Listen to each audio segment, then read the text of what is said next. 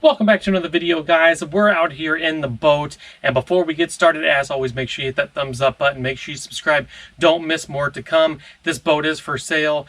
Possibly going to be getting a new one. It may stick around, but regardless of what we do, we need to get it winterized, and that's what we're going to be doing today. So we're going to get this thing totally cleaned, totally wiped down, get it all buttoned up. We're going to be doing the winterization. It's not going to be a how-to video. I'm not going to bore anybody with that, but this is a jet boat. It's our first jet boat, and the good thing is that there's no water held in the block. It blows it out just like a jet ski. So all we're going to have to do is warm it up, change the oil, get some stabilizer in it. I've already filled it full of fuel. So we're going to do a little time lapse of kind of doing everything. I'm going to take my time doing it so I don't miss anything. First time having to pump the oil out instead of just draining it. So that's going to be an experience. But let's get to it. I've already started it once. Everything's still working like it should. We went with Jet Boat Pilot, and we got their winterization kit. Other than the spark plugs, this boat, we just bought it. The spark plugs are brand new, so I'm not going to change them. I'm going to run them till next year, and then we'll change them then. So we're going to focus on the oil. And they did send us a filter, a cool little funnel in case you don't have one. They give you a paper one, as well as the oil. We've already got the rear clean out plug out on the back. So we're just going to hop into it and get this thing cleaned and done and put in the barn, put a big tarp over it, and call it a season.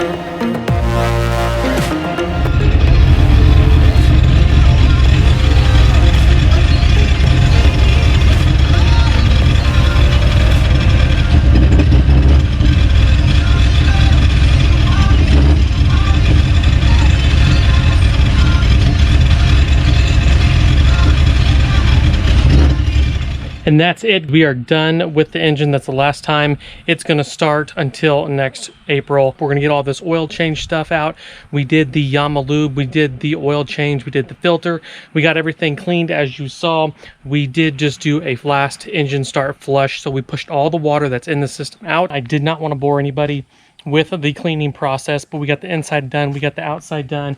It is looking really good. Now we have the top laid down already, and that's because someone was asking about whether or not this boat can fit into a garage with the tower folded. I'm not sure it's gonna fit. I've seen some people online talk about how they have to lower and drop the nose to get the windshield to clear, which depending on your driveway, whether it's sloped or not, could be a big pain in the butt. So we have everything done. Like I said, everything is shiny. So we're gonna back it up here, try to fit it in the garage, just get a rough idea. I'll show you the dimensions and then we'll go from there.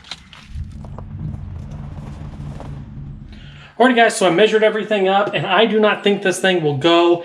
It might, but you would have less than an inch on both sides of the wheels. It's not smart to do with this garage setup. Now this home was built in 1966. You already saw the dimensions. We're right at 7 foot on the top and we are at, I think, 8'9" wide. And I'll tell you right now, you'll have maybe half an inch on each side, but to the top of the windshield as it sits, you're looking at 7 foot, and that's pretty level on my truck. I have a drop hitch, even though the truck's lifted there, but the boat is sitting pretty much dead level, and I do not think it will clear. So to be safe, you'd have to unhook and push, and in my scenario with the gravel, and then the concrete, and then the garage, that would probably not work. But maybe in the newer homes with a 2 style garage, not a single door, you can probably squeak it in there. Now let's go to the barn. That is a huge door. I'll measure that and give you a better idea of the width and the height that you may need. Alrighty, so I put the measurements up for this barn as well, but as you can see, it is a very big barn door. We're just under 10 foot and we're right at 10 foot on the top. And you can see the tire marks right there. So I'd say you have about 5-6 inches on this side. And then I had about, I'd say 3 inches or so on this side.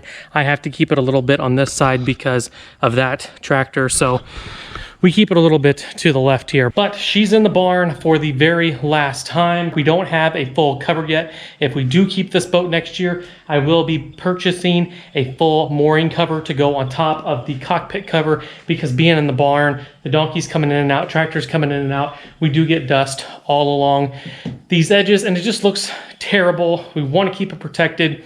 We do keep it waxed. We just got it all clean. So I just went to Harbor Freight, picked up a 19 by 11 foot tarp or so. It's all they had. They were sold out of a lot. So we're gonna get that tarp draped over the entire boat. We're gonna use bungees, get it all bungeed down. I'll probably do a time lapse of that, but for the most part, it's parked for the winter. Now we will be building an 18 by 31 carport that's partially enclosed, because part of it will be up against this barn. I'll take you over here and show you. So we have a gravel pad that we started pouring here. This is 18 by 30. I still have to do some leveling. I'm still going to bring in some more gravel, but we are started on it. That's about an 8-week process by the time you order it and it gets put up and all that kind of stuff. So for now, the boat will stay in here, but otherwise, quick little video. Winterization. If you have any questions, leave them down below. I'd be more than happy to answer them. Hope that helped on the garage measurements for anybody. I think it can fit, but it's really going to be dependent upon your garage, how new your house is, and whether or not you have a single or a 2-car garage. So we'll leave you here. Everybody, like, subscribe. See you later.